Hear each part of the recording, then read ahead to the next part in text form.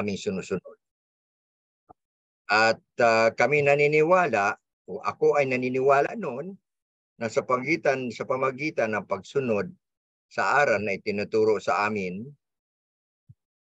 ito man ay walang batayan sa banal na kasulatan, hindi katulad ngayon na naaayon lamang sa aral ng ating Jesucristo. Ako'y sumampalataya noon na ako'y mapupunta sa langit. Okay? So, halos kami lahat ay umaasa na kami makakapunta o makakarating sa langit. So, ang tanong dito, will you follow Jesus Christ to heaven? Nais ba natin na sumunod sa ating Panginoong Jesucristo doon sa kanyang kaharian sa langit, kung saan naroon siya ngayon? At yun naman talaga ang dahilan kung bakit siya ay umakyat sa langit, upang ipaghanda niya tayo ng dakong paglalagyan. Kung mayroon na nga siyang maihanda para sa atin, siya ipaparitot muli upang kukunin tayo. So sa Mateo 10:37-38, ganito ang pagkasabi, ang sino mang kumikilala sa akin sa harapan ng mga tao ay kilalanin ko rin naman sa harapan ng aking amang nasa langit. Ngunit ang sino mang ikaila ako sa harapan ng mga tao ay ikakaila ko rin naman siya sa harapan ng aking amang nasa langit. So, ang ibig sabihin lamang ng ating Panginoon Jesucristo, siya lamang, sa kanya lamang nauukol ang ating kaligtasan, siya sa kanya lamang nauukol ang ating kaparaanan upang makarating tayo sa langit na ipinangako ng Panginoong Jesucristo. So, number one, following me will not lead you to heaven. So, ang pagsunod lamang sa mga katang-isip o aral ng tao ay hindi ito magdadala sa atin sa langit. Tandaan natin, kung aral lamang ng tao ay hindi ito magdadala sa atin sa langit. Sa Mateo 24, talatang 4 hanggang 5, ganito ang sabi ng Panginoon Jesucristo. 24, talatang 4 hanggang 5. Sabi dito, sumagot si Jesus, mag-ingat kayo upang hindi kayo maligaw ni numan. Maraming paparito sa pangalan ko at magpanggap na sila ang Kristo at marami silang maililigaw. So, yan ang kabilin-bilinan ng ating Panginoon Jesucristo. Tatlong chapter na lang diyan ay mamatay na, ilibing na siya at mabuhay at saka magbibigay ng direktiba sa lahat ng mga Kristiyano kung anong dapat nating gawin. Huwag magpa-deceive. Do not be deceived. Mag-ingat palagi sapagkat marami ngayon ang nagpanggap na sila ay Kristo. Meron ako napanood, nabasa dito sa history. Isang pastor sa Nigeria, mayaman at pinakilala ang kanyang sarili na siya propeta. Bumubuhay siya ng patay. Nangyari, sa isang malaking pagtitipon, may kinasabwat siyang kanyang member at binayaran niya. Pumayag naman, pati ang asawa, pati magulang, nababayaran siya na sa halagang sa katumbas sa pirang 60,000 pesos. At siya ay inilagay sa kabaong, nakasilyo, na may time. Sa oras na siya tawagin, no? Putulin ang mga silyo at siya lalabas sa kanyang kabaong. Sa dami ng sitseburitsi, pagyayabang ng kanyang ministro, lumagpas sa oras, nagtaka na lang mga tao, pati ang pastor ng katukina ang kanyang kabaong, walang bumangon nung tingnan na nigas na. Yung pala nasupukit na dahil lumagpas na sa kanyang taning na oras. Ang nangyari, dinimanda siya, dinakip, sinisisi pa niya yung namatay at kamag-anak dahil sa liit daw ng kanilang pananampalataya. Imagine mo niyan, paanong dinisib niya ang kanyang libo-libo ka mga tao. Kaya sa ngayon, marami tayong makikita na mayong nangisay-kisay sila sa kanila pagtitipon sa isang grandstand, yung United Pentecostal. Isang linggo silang krusada, puro nangisay, pero wala tayong mababasa na lahat na tumanggap sa Espiritu Santo noong una ay nangisay, no? Ang mga apostol tumanggap ng Espiritu Santo sa Acts chapter 2, hindi naman sila nangisay. Nagsasalita lang sila ng iba't ibang wika, pero hindi sila nangisay. Ang nangisay, yung pinasungukan ng demonyo. Kaya so makikita natin ang pagkakaiba. Na-deceive talaga karamihan, no?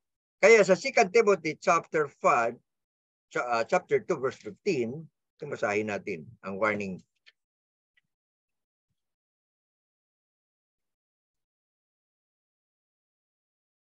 Chapter 2 verse 15.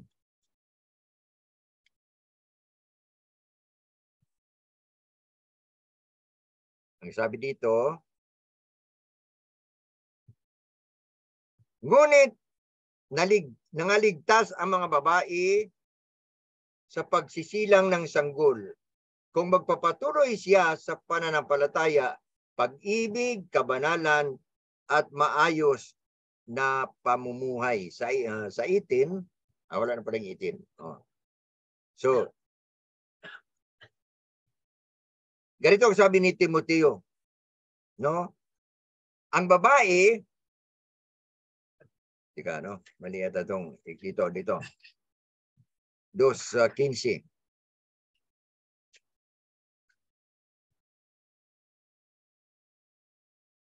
Sikapin mong maging kalugod-lugod sa paningin ng Diyos. Isang manggagawang walang dapat ikahiya at tama ang paggamit sa salita ng katotohanan. Iwasan mo ang mga usapang walang paggalang sa Diyos sapagkat ang mga iyan ang lalong naglalayo sa mga tao sa Diyos. Ang mga salita nila ay parang manggirina na kumakalat sa katawan. Kabilang sa mga nagtuturo ng ganito ay sina Himeneo at Pileto. Lumihis sila sa katotohanan at ginulo nila ang pananampalataya ng iba sa pamagitan ng pagtuturo ng muling pagkabuhay ay naganap na. Imagine mo niyan mga kapatid. Ang nagtuturo ito itong dalawa na tapos na yung pagkabuhay muli. So wala nang pagkabuhay muli sapagkat lumipas na. Dumaan na ang pagkabuhay muli, tapos na. So sa pamagitan ng kanilang mga maling aral ay nawawala ang focus ng pananampalataya ng mga Kristiyano. Ganon din ngayon sa mga nagtuturo ng maling aral, walang batayan sa banal na kasulatan, kaya may warning si San Pablo sa Colosas 2:8, ang mga nagtuturo ng mga filosofiya, salinsaling mga aral na magmula pa sa mga matatanda hanggang sa salinsaling mga turo, no? Colosas 2:8. Dito sa magandang balita, ganito pagkasabi. Basahin natin, baka sabihin, ay wala pala sa Biblia. Mag-ingat kayo upang hindi kayo mabihag ninuman sa pamagitan ng walang kabuluhang karunungan at pagdaraya na ayon sa mga tradisyon ng mga tao at mga alituntunin ng mundong ito. At ang mga ito'y hindi ayon kay Kristo. Hindi sa saligan ni Kristo. Salin-salin na ayon lamang sa mga tradisyon ng mga matatanda. So wala na tayo sa tradisyon, inalis na tayo sa tradisyon. Yan, isa sa mga dahilan na namatay ang ating Panginoon Kristo dahil inalis tayo doon sa tradisyon.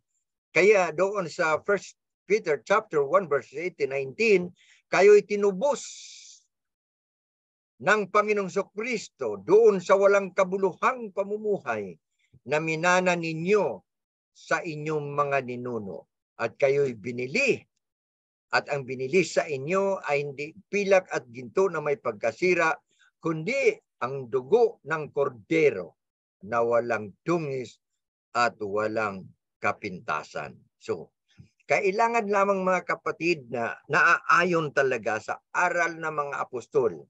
Pinangaral natin pa ni Kristo mga at inahabilin sa atin at tayo din naman atin ding ipangangaral na kailangan kay Kristo lamang tayo, sa ating Panginoon Kristo lamang tayo susunod upang makarating tayo doon sa ating paruroonan, ang langit. Following fables will lead to heal. Ang pagsunod, ang pagtanggap, pagyakap sa turo ng mga katang-isip ay ito'y hahantong sa ating kapahamakan. Pangalawang Timoteo 4:3.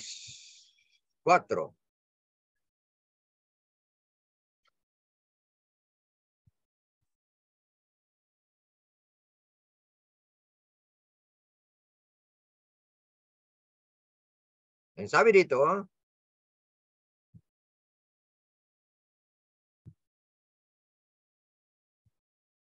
sapagkat darating ang panahon, hindi na nila makikinig sa wastong katuruan. Sa halip, susundin nila ang kanilang mga hilig. Maghanap sila ng mga tagapagturo na walang iituturo, kundi ang ibig lamang nilang marinig. Hindi na sila makikinig sa katotohanan.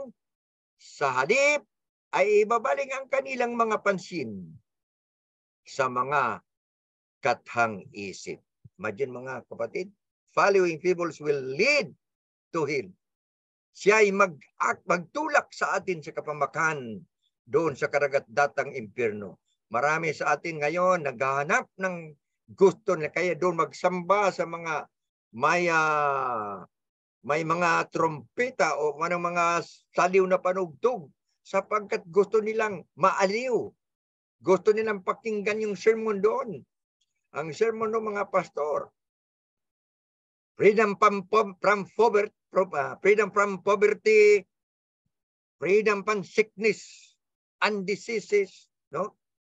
Blessings. Pag-uwi ninyo sa inyo, ang inyong lalagyan ng bigas, pag-uwi ninyo, puno ng bigas. Ang inyong mga wallet na walang laman, pag-uwi ninyo sa inyo, may laman na. Ang lahat ng kayamanan ng inyong kapitbahay, lilipat sa inyo. Imagine, parang ninakawan pa yung kapitbahay sa kanilang pinaghirapang kayamanan. Yun ang gustong marinig. Kailanman mga kapatid, ang ating Panginoon Kristo hindi nag-utos ng magpayaman. Anong sabi niya doon sa pinadala niyang mga disipulo? Huwag kayong magbaon ng mga pilak at ginto. Kumain kayo doon, kung anumang ihain sa inyo ng mga inyong madatnan. Kaya nang pagpasok nila, Pedro, Juan, doon sa templo, may mga nagpalimos doon. Ang akala ng bulag, no? O pilay na 40 years ng pilay, sinunod ang kanyang mga kamay doon sa mga apostol. Ang sabi ni Pedro, wala kaming pilak at ginto na dala. Wala kaming dalang pilak at ginto na maaaring may ibigay sa inyo. Ang mayroon kami, ang pangalan ng Panginoong Hesus na taga Nazaret.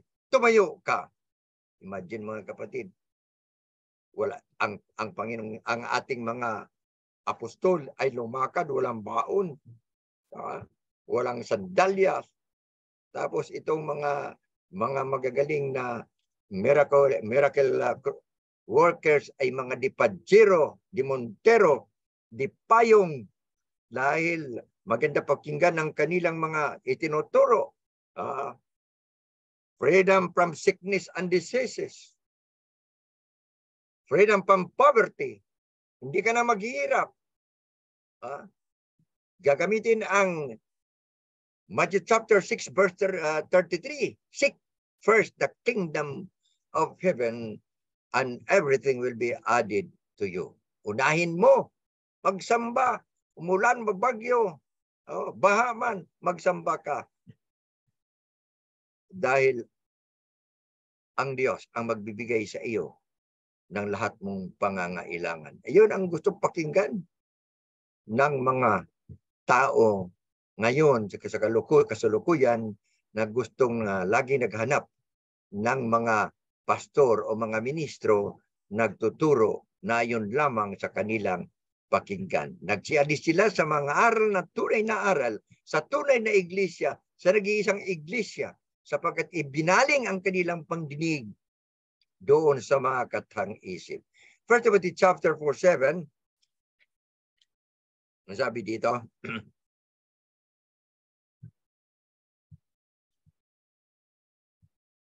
huwag mong pag-aksayahan ang panahon, ang mga alamat na walang kahalaga.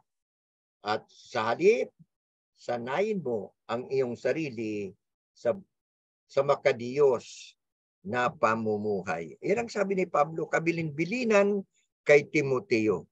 Huwag mong pag-aksayahan ang mga walang kakwinta-kwintang katang-isip, mga kwento na yan. Ay noon kasi, nung nandoon pa tayo sa kabila, talaga namang wala tayong ibang mapakinggan, lalo na pag piyesta. Naghihintay tayo na matatapos yung misa, kikainan kagad. No? Pag Mayo 5, San Isidro Labrador, April 15, San Vicente Ferrer, October 4 ay Francisco de Assisi. Ano pa? Sa ulo ko yan dati. No?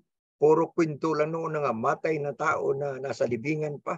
Sunod, gaya o tularan natin si San Vicente na habang siya nagmimisa dito, na oras na ito, nakikinig din sa kapilya na kabilang barangay ang mga tao sapagkat nandoon din, tamang oras din, nagmimisa din si San Vicente. Ito, naniwala naman tayo.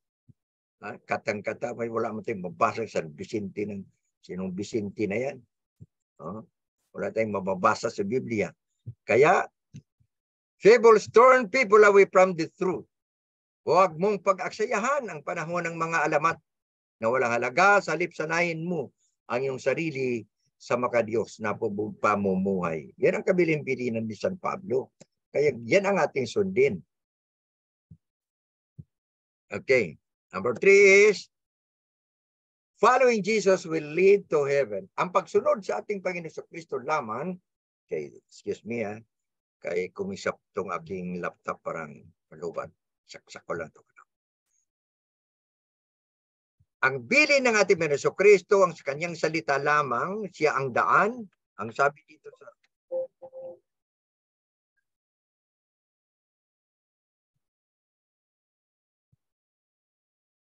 John 14:6, no? Ako ang daan. Meron bang sinabing mayroon pang ibang daan? Wala na.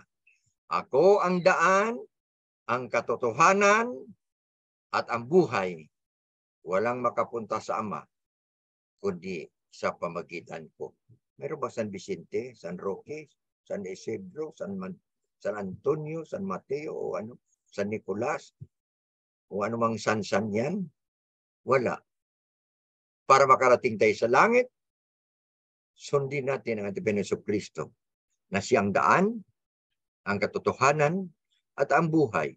Sapagkat si Kristo lang katotohanan, yung nagsasabi na sila pwedeng sa pamagitan din ng kanilang pangalan ay makakarating ka sa langit, ay hindi na yun katotohanan. Dahil ang sabi ng Panginoon, ako ang daan at ang katotohanan. So yung iba, hindi katotohanan. Okay? John 10:9, so 1:9,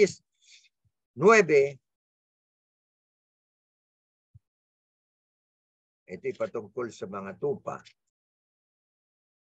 10:9, ang sabi dito, ako ang pintuan, ang sino mang pumasok sa pamagitan ko ay maliligtas. Papasok siya at lalabas at makakatagpo ng pastulan. Siya ang pintuan, no? Ang pumasok sa pamagitan niya ay makasumpong ng kapahingahan ng ating kaluluwa. Follow Jesus to be saved. Jesus lamang ang ating sundin kung nais nating makarating sa langit. Following Jesus means following His word. Ang ibig sabihin natin ng Kristo, kung nais natin siyang sundin, nating mag-follow tayo sa Kanya para makarating tayo sa langit, sundin natin ang Kanyang mga salita. John 10:4, sabi dito, kapag nailabas na siya, nangunguna sa kanila at sumusunod naman ang mga ito, sapagkat kilala nila ang kanyang tinig. Ito yung pastol. Jesus Christ ay siya ang pastol at siya nauuna at nasunod naman sa kanya ang kanyang mga tupa sapagkat nakikilala niya ang kanyang tinig. Okay? John 14 pa rin, verse 15, if you love me, keep my commandments. Kung iniibig ninyo ako, sabi ng Panginoon sa Kristo, sundin ninyo ang aking mga utos. Kung iniibig ninyo ako, tuparin ninyo ang aking mga utos. Tuparin o sundin. Pareho lang yun. No? If you love me, keep my commandments. Kung mahal natin ang ating Panginoon Kristo, ang pagsunod sa ating Panginoon Kristo ay ang pagsunod sa kanyang sinasabi. Keep my words. Manatili ito. Panatilihin ninyo ang salita ng ating Panginoon Kristo. Bakit napakahalaga ang salita niya? Yan po ang pagkain ng ating mga kaluluwa. Matthew chapter 4 verse 4, man shall not live by bread alone, but by every word that proceeds from the mouth of God. Ang tao ay din mabubuhay sa tinapay lamang, ngunit siya'y mabubuhay sa pamagitan ng mga salita na mamutawi sa kanyang bibig. 14, 21, 23, at ang tumanggap sa mga utos ko ay tumutupad sa mga ito. Ang siyang umiibig sa akin, ang umibig sa akin ay ibigin ng aking Ama. Iibigin ko rin siya at ako'y lubusang magpakilala sa kanya. Tinanong siya ni Judas, hindi si Judas Iscariote, Panginoon, bakit po sa amin lamang kayo magpakilala ng lubusan at hindi sa sanlibutan? 23. Sumagot Jesus, ang umibig sa akin ay tutupad sa aking mga salita, ibigin siya ng aking Ama at kami pupunta at manahan sa kanya. See? Kung ibigin natin ang ating Panginoon Kristo,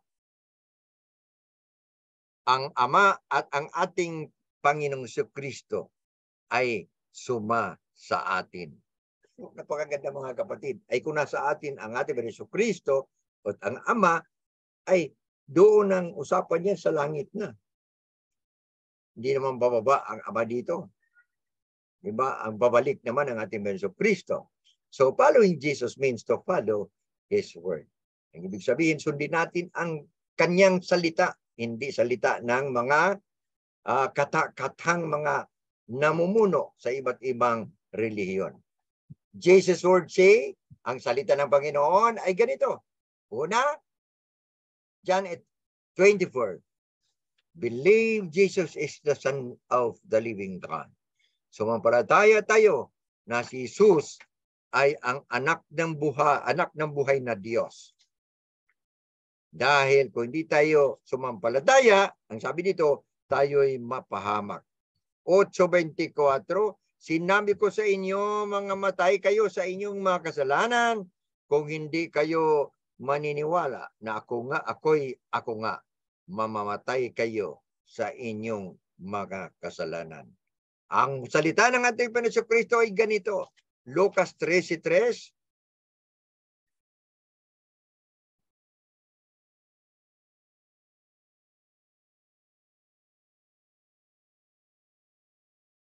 Sahin natin, ebidensya. Kung walang mabasa, walang ebidensya. Lucas 13:3. Hindi ngunit sinasabi ko sa inyo, malibang magsisisi kayo, talikuran ng inyong mga kasalanan, mapahamak din kayo tulad nila. Yan ang salita ng Panginoon Kristo. Matthew 10:32. Matthew 10:32-33. Ipahayag natin ang Panginoon Kristo sa lahat ng mga tao. Sa madla. And that is the public confession. Pahayag natin na si Jesus, ang anak ng Diyos na buhay, na isinugo ng kanyang Ama, namatay sa krus ng Kalbaryo, nilibing, at nabuhay muli pagkatapos ng 40 araw siya umakyat sa langit. 10:32. Ang sinumang kumikilala sa akin sa harapan ng mga tao ay kilalanin ko naman sa harapan ng aking Amang nasa langit. Ngunit ang sinumang ikakaila ako sa harapan ng mga tao ay ikakaila ko rin naman siya sa harapan ng aking Amang nasa langit. You see? Yan ang utos. Yan ang tinig ng ating Jesucristo.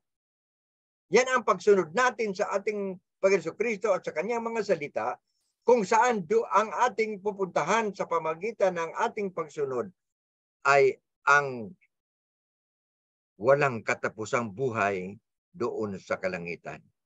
Next ay Marcos 16:16. Ang sumasampalatayang magpabautismo ay maliligtas, ngunit ang hindi sumampalataya ay mapaparusahan. Ganon din sa Aklat ng Mga Gawa 2:38. Repent and be baptized, every one of you, for the remission of your sins, and you will receive the gift of the Holy Spirit. At ang ipang-5, 2 Timothy chapter 4, ito na yung malapit na tayo. Last verse na to. Okay? 2 Timothy chapter 4. Ito na yung final ng si Pablo ay lilisan na sa buhay na ito. Okay? 2 Timothy 4, 7, 8. Sabi dito, pinagbuti ko ang aking pakikipaglaban, natapos ko ang dapat kong takbuhin, at nanatili akong tapat sa pananampalataya, kaya naghihintay sa akin ang kurunang gantimpala para sa mga namuhay ayon sa kalooban ng Diyos. Sa araw-araw na iyon, ang Panginoon na siyang makakatarungang hukom ang siyang magpapatong sa akin ng kuruna na hindi lamang sa kaakin, kundi sa lahat ng nananabik sa kanyang pagparito. Sa kabila ng kahirapan, sa kabila ng mga pagsubok, mga banta sa buhay, gutom, kay Pablo, nanatili siya.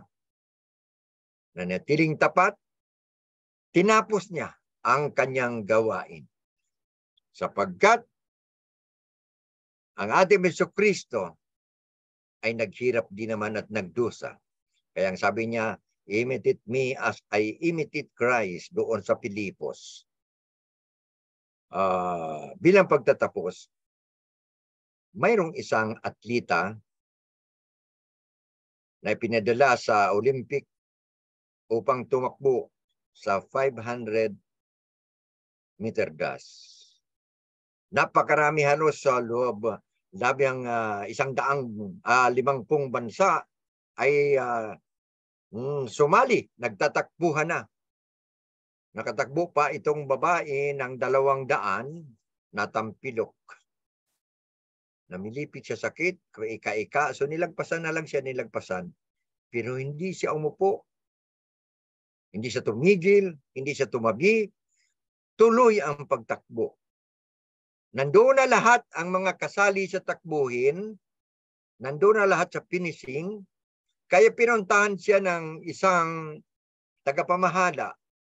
Ang ineng kung ako sa iyo, back out na ako, tumabi na lang ako, total talo ka naman. Anong sagot ng babae?